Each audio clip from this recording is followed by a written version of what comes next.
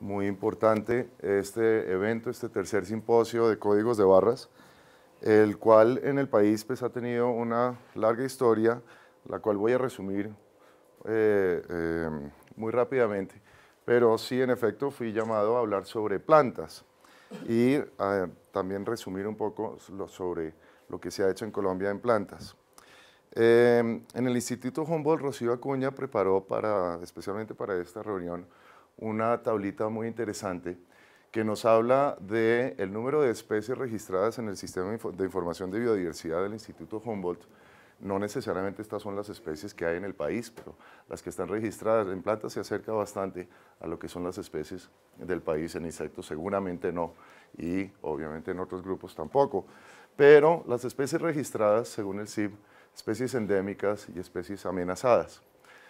Lo importante de esta tabla es la adición de una búsqueda bibliográfica en donde se buscaron el número de estudios, el número de especies amenazadas endémicas o motivo de tráfico con información genética reportada en la literatura. Y como podemos ver, los números de información genética correspondiente o contrastados con los números de las especies registradas en el Sistema de Información de Biodiversidad son muy bajos. Y por último tenemos el número de especies que se encuentran en el país de esta lista, los cuales tienen una secuencia de códigos de barras en bold. Y también vemos que desafortunadamente los números son supremamente bajos. A mí las presentaciones de esta mañana me llenaron de ilusión, pero también me dieron un poco, no sé si de pronto, ganas de llorar, porque en Colombia tenemos una larga historia en la participación en esta iniciativa. Desde el año 2004, cuando se hizo la primera reunión de códigos de barras en Londres, cuando se creó, en el 2005, ICEBOL, a la cual yo asistí y a partir de eso empecé a formar parte del grupo de definición del código de barras en plantas.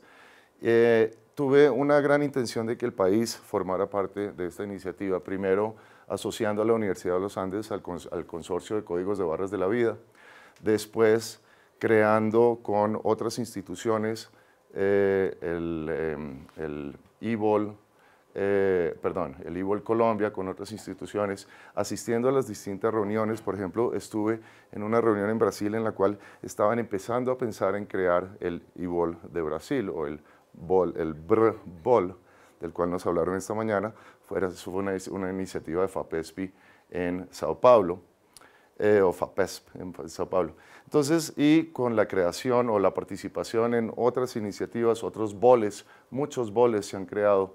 Entonces participando en Tribol, liderado por el Jardín Botánico de Nueva York, y creando la red Árbol de especies de plantas o de plantas americanas. Entonces una larga trayectoria, pero desafortunadamente es poco lo que podemos mostrar en términos y en particularmente en número de especies consignadas en BOL o en el aumento de la literatura de conocimiento genético de especies nacionales.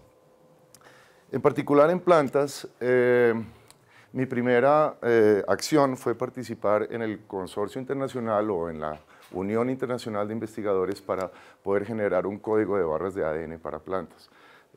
Fue bien sabido que la citocroma oxidasa 1 no es una secuencia que varíe mucho en plantas, entonces necesitamos de unas secuencias adicionales. Entonces esto fue un trabajo de varias instituciones en las cuales participamos con muestras del territorio colombiano para poder establecer que en plantas se utilizaría más bien es la combinación de 3 genes, RBCL, MARK y algunos otros genes propuestos y finalmente también la adición de el ITS.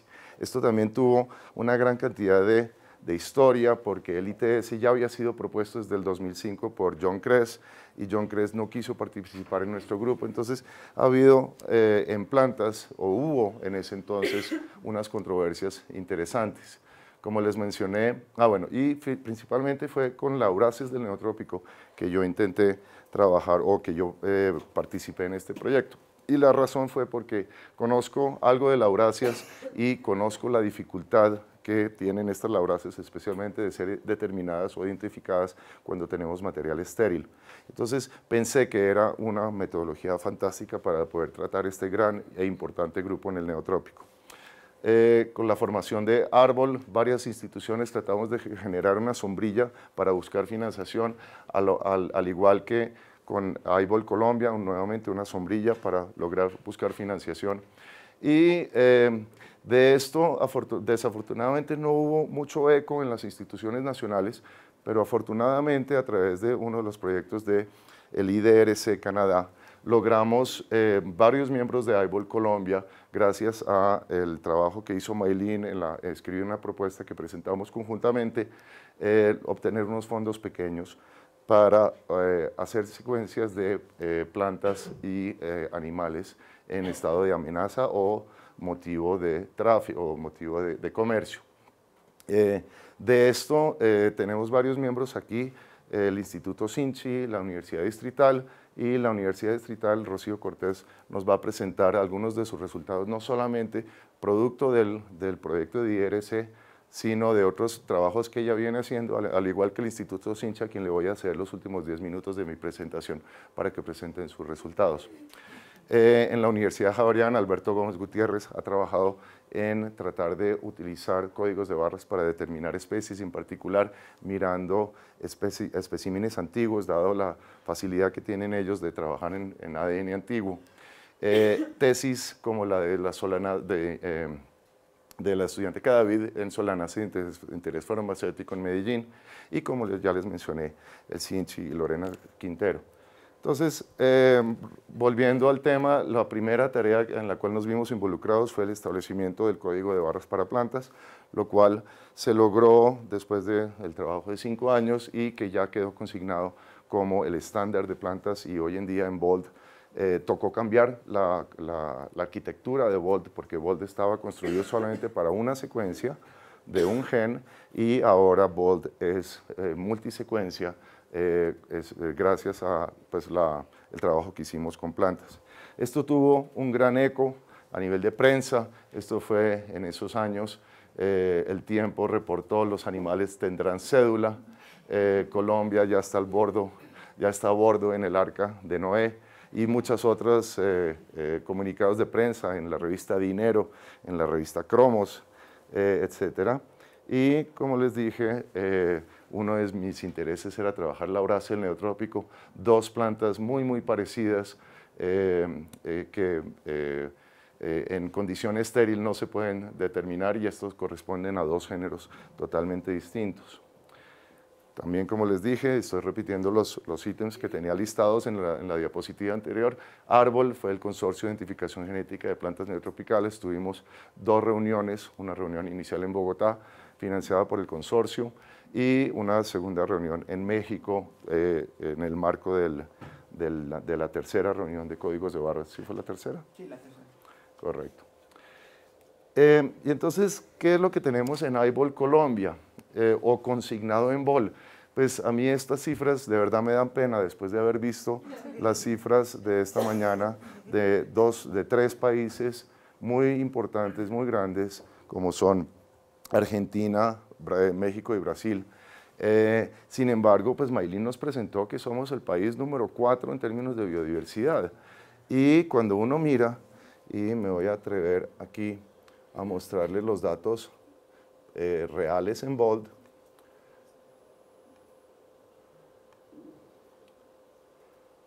Cuando uno mira el propio BOLD, esto es Colombia, estos son especímenes de Colombia, son 3.000, vea qué número tan interesante. En este momento, récords publicados, ahí están los puntos en el mapa, pero fíjense que muchos de ellos vienen directamente de secuencias bajadas de GenBank, de NCBI. No son contribuciones propias de proyectos de códigos de barras específicos. Ahora, miramos cuál es el orden más grande, con mayor número de secuencias, son las Lepidoptera, con 1.400 especies.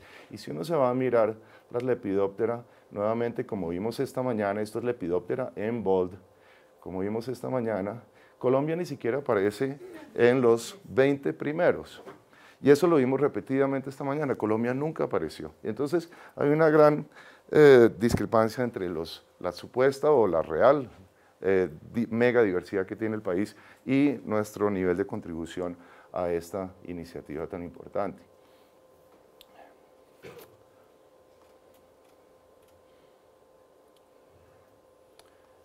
Bien. Y me pregunto por qué. Ha habido desafortunadamente diversas conjeturas. Por ejemplo, en nuestro sistema de financiación de ciencia y tecnología no tenemos los modelos que vimos esta mañana, que son fantásticos. Por ejemplo, las redes temáticas que se generaron en el sistema de financiación de ciencia y diversidad en Brasil. ¿Redes temáticas era? México. O los fondos, el fondo AIBOL Argentina, que se creó en Argentina, o en Brasil, las convocatorias de grupos consolidados. Nosotros somos un grupo consolidado, AIBOL Colombia es un grupo consolidado de múltiples instituciones, no hay una cabeza propia, somos muy federales, pero no hemos sido reconocidos como grupo como tal y no hay esa salida o esa convocatoria de grupos consolidados que de pronto nos ayude a tener una financiación que nos permita un trabajo constante y como en los ejemplos que vimos esta mañana, la posibilidad de financiar proyectos, así sean pequeños, no necesariamente proyectos que empiecen de cero, sino que fortalezcan los proyectos ya existentes con la inclusión de, por ejemplo, muy importante, guardar especímenes debidamente en los museos y también procesarlos en sus códigos de barras. Dentro de los proyectos en los cuales mi laboratorio participó específicamente en el proyecto del IDRC, tuvimos 2 subproyectos. Y de pronto vale la pena también mostrar esto, que gran parte de las secuencias de códigos de barras que se encuentran en BOL pertenecen a este gran paquete de proyectos que se llama Volco, y en este Volco aparecen múltiples instituciones, múltiples personas que han participado, y esto gracias a esta financiación muy pequeña, fueron $30,000 canadienses solamente, para financiarnos a todos nosotros, como les dije, de distintas instituciones y trabajando en distintos proyectos. 2 proyectos en los cuales yo estuve asociado fue las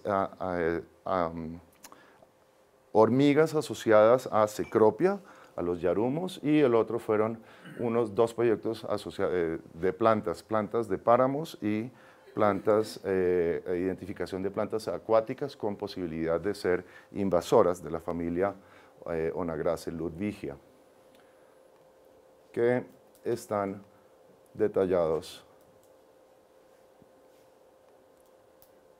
acá. Y estas fueron las contribuciones muy pequeñas, nuevamente. Entonces, a veces me da pena mostrar nuestros progresos, que son progresos que ya tienen más que en un tiempo de 10 años. Antes de esto, otras circunstancias por las cuales no hemos logrado financiación. Algo nos mencionó Manuel en el caso de México, y es la reticencia de los taxónomos tradicionales de ver esto como una herramienta útil.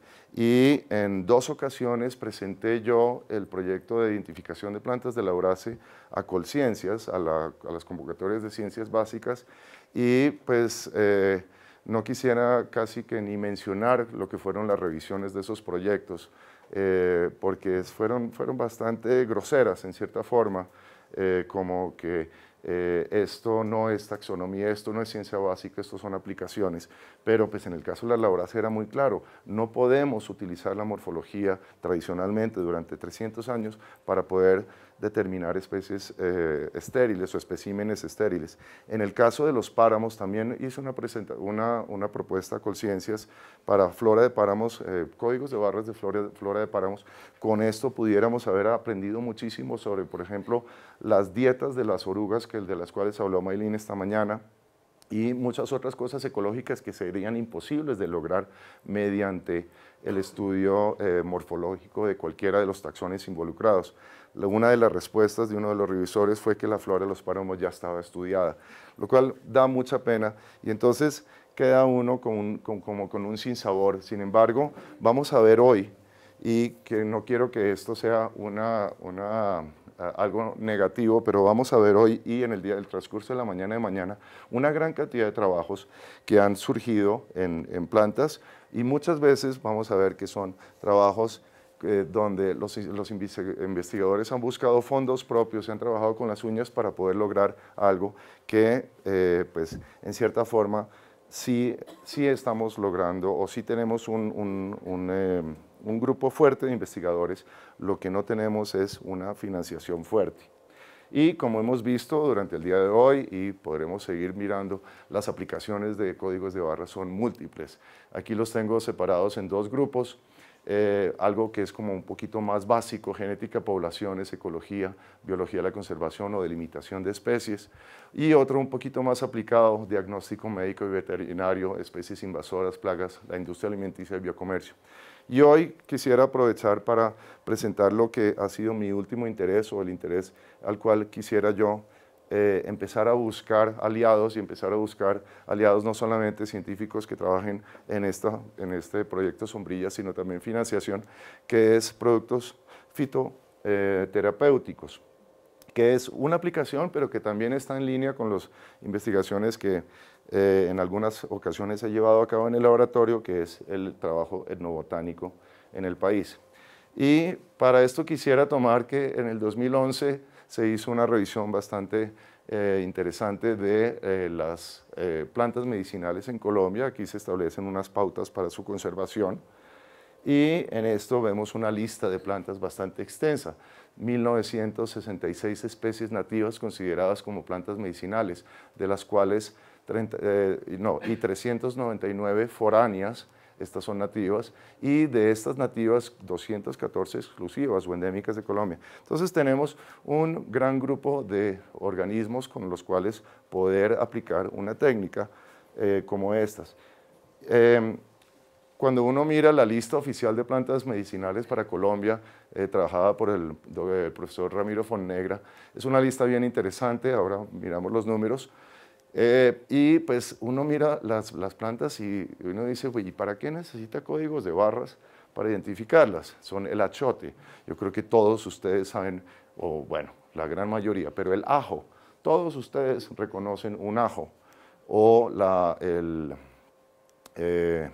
albahaca, el apio, la caléndula, o sin duda alguna todos conocemos el diente de león. Entonces se pregunta uno: pero si estas plantas que son tan fáciles de reconocer, ¿para qué necesitamos códigos de barras?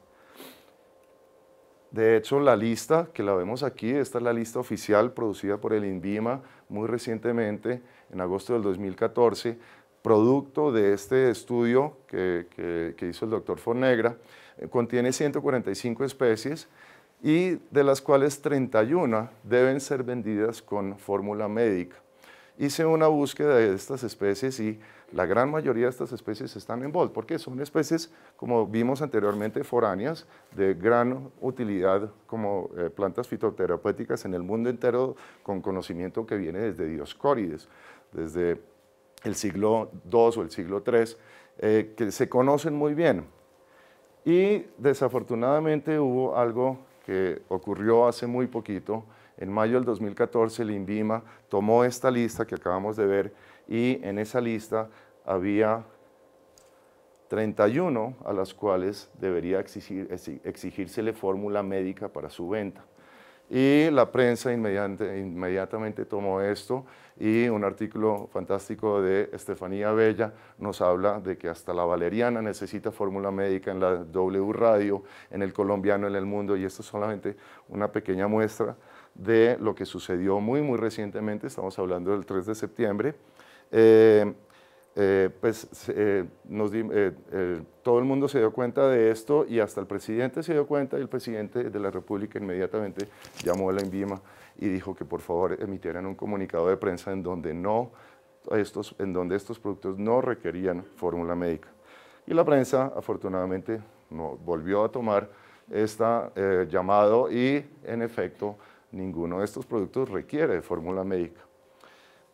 ¿Y qué productos son? No son las plantas que las compra uno vivas, sino son productos que se venden con una empresa de millones de pesos en nuestro país y en el mundo entero, que son extractos o partes de estas plantas. Pero entonces la pregunta es, si bien las plantas deben tener su posología, cómo es que deben ser tomadas, etcétera, y yo compro raíz de valeriana y entonces me pregunto, bueno, ¿qué valeriana es? Aquí en el país tenemos una radiación adaptativa de valerianas en los páramos grandísima con una cantidad de especies, pero son todas ellas de uso medicinal, contienen lo que tradicionalmente es utilizado como el componente químico que, por ejemplo, se utiliza como calmante, y uno mira los ingredientes de este producto comercial y encuentra Valeriana officinalia, una especie europea. Pero la pregunta es, ¿este tarro de Valeriana officinale sí tendrá Valeriana officinale? Nuestros colegas en Guelph y otros alrededor del mundo han estudiado el tema y hay muchísimos artículos, aquí presento 3. Plantas medicinales antimalarias en Ghana, plantas o suplementos dietarios del sopalmeto, y esto es identificación mediante el código de barras de estas distintas plantas. Y hay varias muestras de estos artículos. Nuevamente, identificación de materiales herbales, medicinales, utilizando códigos de barras. Y esto todo ha surgido de la iniciativa Códigos de Barras en el mundo entero, como habló Maylin esta mañana, también los test comerciales.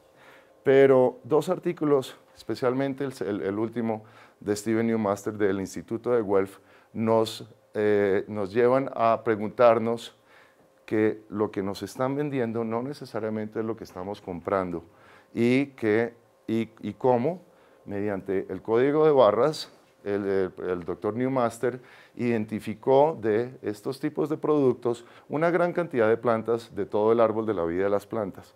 Pero si vamos a ver lo que dice la etiqueta y lo que contiene el frasco, cada una de estas barras corresponde a 100%, pero algunas de ellas, 2 empresas, producen un producto en el cual el producto es 100% auténtico, pero 2 de ellas dicen que tienen un producto y no tienen ni siquiera una traza de ese producto. Y vemos intermedios donde hay una gran cantidad de contaminantes o ingredientes que no dicen lo que son, pues que dicen que son y no son, o productos como que llenan. Arroz, por ejemplo, es un producto, un filler, que es muy importante, arroz y esto. Esto ha sido tomado por la prensa internacionalmente, principalmente, inicialmente un reporte de la revista Science y muy recientemente un artículo del New York Times, en donde nos llaman la atención sobre qué es lo que nos están vendiendo. Entonces, yo dejo mi presentación en este momento con esto y es nuevamente una invitación a que no solamente los colegas que trabajamos en plantas, sino también las autoridades que están encargadas de regular este tipo de productos, por ejemplo, el Ministerio de Salud y el INVIMA, que nos unamos para poder, a través, por ejemplo, de una aplicación, continuar con nuestra producción de códigos de barras, en especial para las plantas que no son ya conocidas, sino para las plantas que son de nuestra biodiversidad colombiana. Y con esto entonces quisiera darle el resto de mi tiempo a Lorena, quien en el Instituto Sinchi ha venido trabajando en una gran cantidad de proyectos de códigos de barras en plantas.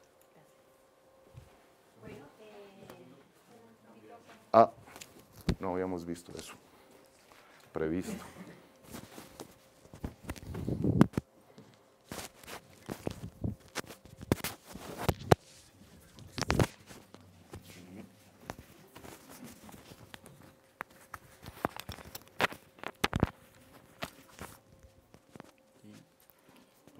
debajo de tu chaqueta. Sí.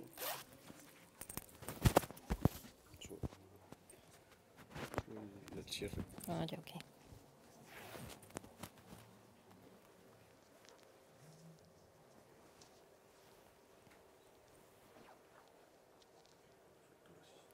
Bueno, buenas tardes. Muchas gracias por brindarnos este espacio para comentarles los avances y los proyectos en que hemos tenido incluido esta herramienta de códigos de barra en la flora amazónica colombiana. La siguiente. Listo, vale.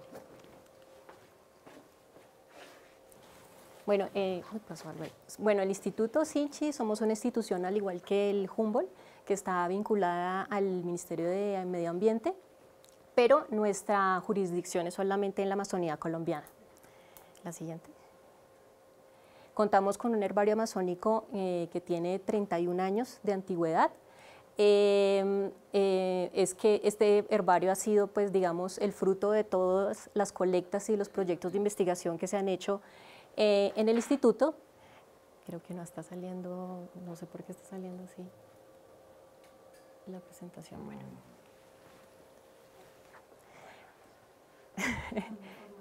Sí, cambió el formato, sí. Y bueno, durante todo este tiempo se ha venido colectando material vegetal. Para el 2002 empezamos a colectar tejido vegetal con el propósito de empezar análisis moleculares y con una gran visión para esto. Hacia el 2009 se consolida pues una colección de tejidos vegetales con el propósito de hacer análisis moleculares. Para el 2014 ya contamos con alrededor de 1.900 tejidos vegetales.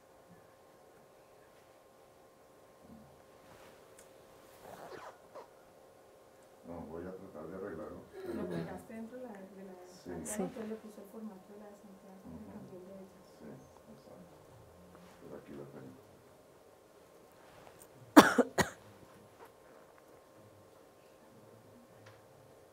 Listo, Lorena, ahora sí. No. Ahora sí. Sí, mejor.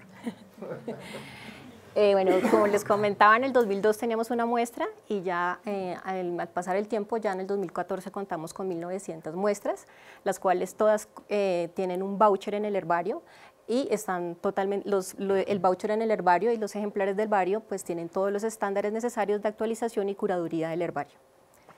La siguiente. Para la generación de códigos de barra de ADN en el Sinchi lo hicimos con un propósito y es generar una librería de referencia de códigos de barra de ADN para la flora amazónica colombiana. Iniciamos este trabajo en el 2010 con la familia Burseracea y hemos continuado hasta el 2014 tratando especies amenazadas, generando códigos de barra del material del banco de tejidos de la colección que les mencionaba anteriormente y en las parcelas de diferentes zonas de la región amazónica. En el caso de los códigos de barra de ADN en Burseráceas, contamos con la curaduría de Douglas Daly, que es un experto en esta familia, y generamos códigos de barra RBCL y MATK para 9 especies del género Proteum, 2 de Crepidospermum, 2 de Tratiniquia y 1 de Tetragastis panamensis. Y en el banco hemos venido trabajando en la generación de estos códigos y principalmente hemos tenido códigos de barra para las especies Aracea, Bromeliacea, Malvacia, Melastomatácea y en menor medida por familias que están representadas por 1 o 2 especies. La siguiente. En los últimos años también nos hemos dedicado en la generación de códigos de barra para especies amenazadas, es el caso de helechos arborescentes, y generamos códigos de barra, MATK y RBCL, que digamos que eso ha sido como las regiones en las que nos hemos enfocado, en 18 especies de helechos arborescentes que son especies CITES, y esta curaduría también estuvo a cargo de Wilson Rodríguez y Robin Morán, que son expertos en este grupo. La siguiente. Y también hemos fomentado en los diversos proyectos de investigación del instituto la generación de códigos de barra. Es el caso de un proyecto que tuvimos con el Ministerio del Medio Ambiente, que era hacer unos planes de manejo en varias especies maderables amenazadas. Trabajamos 5 especies amenazadas, entre ellas 3 son 3 incluidas en los apéndices CITES. Está cedro, caoba y palo rosa, la siguiente. Y en este caso lo que hicimos fue generar los códigos de barra de todas las poblaciones naturales que se encontraban en Colombia. Para cedro se trabajaron en varios departamentos de Colombia, para caoba igualmente y para palo rosa. La siguiente. En Abarco y Canelo de las Andaquíes fue el último proyecto que trabajamos, la siguiente, y se generaron códigos de barra para estas dos especies, y en Ocotea quixus, que es una laurácea, pues además de MATCA y RBCL, generamos también el ITS2 porque en el banco contábamos con especies de este mismo género y encontramos que no era fácilmente diferenciable con estos dos genes e implementamos el ITS2. Igualmente para las poblaciones naturales de roble generamos códigos de barra para especies de tabebulla y de Androanthus. Y esto es un proyecto que estamos desarrollando ahorita con Brasil, que se trata de generar una clave de identificación electrónica de especies maderables amazónicas comercialmente representativas, y esta idea surge de la necesidad de los países de la región de tener herramientas para el tráfico ilegal. Básicamente, básicamente lo que se trata de hacer es, a partir de características morfológicas de madera y anatómicas y morfológicas botánicas, generar unos ciertos descriptores que permitan a una persona identificar en campo o en cualquier parte la especie. La siguiente. Entonces se tienen en cuenta características de madera, características morfológicas, botánicas, y nosotros hemos aprovechado esa oportunidad del muestreo que se realiza para generar los códigos de barra. Lo que se hace es hacer una aplicación en un sistema que se llama Delta, y este sistema es como un CD que lo puede tener cualquier persona y puede identificar las plantas. La siguiente. Y para este caso seleccionamos 17 especies que eran de importancia y de interés para los dos países, y además de las regiones MATCA y RBCL hemos amplificado otras regiones que nos permitan y tener más información sobre las especies en estos dos países. Y este es el proyecto que Santiago les estaba mencionando al principio de su charla, que es con fondos de financiamiento del IRDC. Nosotros trabajamos con especies de la lindosa, que la lindosa es una zona de preservación y es una figura única de conservación en el país. La siguiente. Lo hicimos con el propósito de ampliar el conocimiento de las especies de flora para proporcionar información adicional a la taxonómica y resaltar el valor de la conservación de estas especies presentes en este ecosistema. En este caso seleccionamos 30 especies, hicimos códigos de barra RBCL y MATCA y colectamos más de 2 individuos por especie. Logramos finalmente obtener 17 códigos de barra completos tanto de MATCA y RBCL, y que se encuentran en este momento en Volt. Y eso es todo.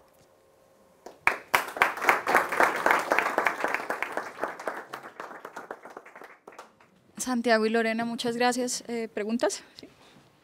Sí, un detalle que yo no mencioné en mi presentación fue que los mexicanos son muy reticentes a poner en la parte pública del portal sus datos. Entonces yo aprecié ahí que era Colombia para los públicos, para los registros, y eso puede llevar a una subestimación de lo que realmente existe en Colombia. Esa parte del portal solo muestra los datos que han sido liberados, y con nosotros hay una batalla terrible realmente para que vayan liberando los datos. Ahorita tengo 7,000 mariposas de una investigadora que llevan ahí como 9 años y que no los quiere liberar. Entonces sí es muy importante tener en cuenta que una información nos la da el portal de datos públicos, pero hay otra información que ahí está dentro y que sí hay que tener mucho cuidado porque pueden ser muy dispares los resultados, básicamente. Correcto, sí.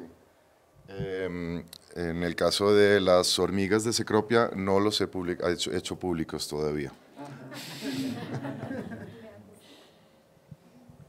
¿Alguna otra pregunta?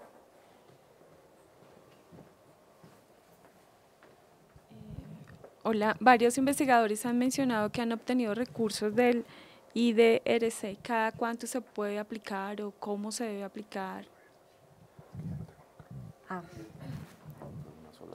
Sí. Pues básicamente este proyecto es, digamos, por convocatorias del IDRC, y este proyecto, como lo mencionó Santiago al comienzo de su charla, fue una propuesta que presentó Maylin ante esta entidad, y pues solamente ha sido una vez que se hizo el proyecto y fuimos varias universidades y varias entidades que estuvimos presentes en digamos, en este proyecto y pudimos generar, pues, digamos que los primeros 1000 códigos de barra de la flora y de la biodiversidad colombiana. No, fue una sola vez. Fue perdón, los Sí. interrumpo, en un congreso que hubo en Australia. Ellos hicieron la promoción de ese llamado, digamos, a proyectos. Nosotros lo que hicimos como red fue comunicárselo a todos los miembros de la red y luego, pues, por ejemplo, mañana Howard Junca va a presentar un trabajo que fue financiado por esa fuente y nosotros como red lo que hicimos fue decir, listo, está esta oportunidad, propongamos los 1000 primeros códigos de barra, quién se une de los miembros de la red. Y con Santiago convocamos a las personas que rápidamente respondieron y con eso obtuvimos más o menos $30.000 canadienses de financiamiento, pero fíjense que más o menos unas 5 instituciones estuvieron involucradas y generamos los 1000 primeros códigos de barra. No han vuelto a hacer ese tipo de convocatorias, pero esta mañana los invitados internacionales nos mencionaron otros convenios, pero no sé si fueron llamados así públicos o ya fueron más acuerdos con ellos. Bueno, lo del IDRC que vos también mencionaste, el proyecto para desarrollar barcodes en países emergentes y periféricos. Bueno, un poco de ese gran proyecto dio de comer a muchos países, digamos, Argentina, Sudáfrica, Kenia, etcétera, Perú en su momento, Bolivia. Lo que sí tiene IDRC, que es de convocatoria regular, es un programa muy interesante de becas para entrenamiento en Canadá, donde además de pagar el pasaje se paga un estipendio que cubre los gastos del estudiante en Canadá.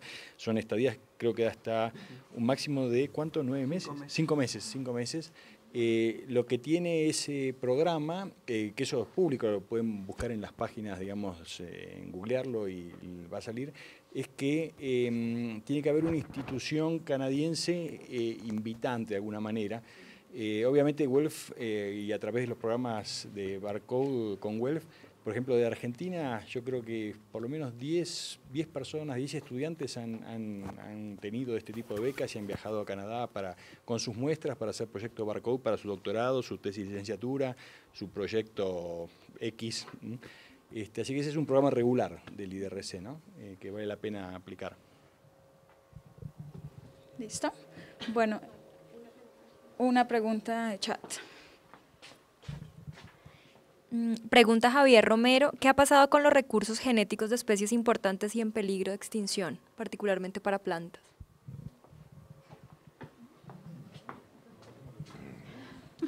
Pues yo creo que la respuesta más clara a esa pregunta es que no conocemos los recursos genéticos. Como mostré en la primera tabla, aunque las plantas estaban bastante arriba, el orden de la tabla, plantas aparecía de primero, era porque el número de especies reportadas en el CIB era alto. Sin embargo, si uno mira, el número de estudios genéticos de plantas no era el más alto, creo que el segundo ítem era el más alto. La respuesta es esa, no conocemos nuestros recursos genéticos. Si bien recientemente estamos llegando a conocer la diversidad en términos de especies, que es uno de los criterios de biodiversidad, el otro es ecosistemas y el tercero es el genético. No conocemos nuestros recursos genéticos aún, nos falta. Y los códigos de barra son una muy buena forma de podernos aproximar o de acercarnos a ese conocimiento. Santiago, Lorena, muchas gracias. Bueno.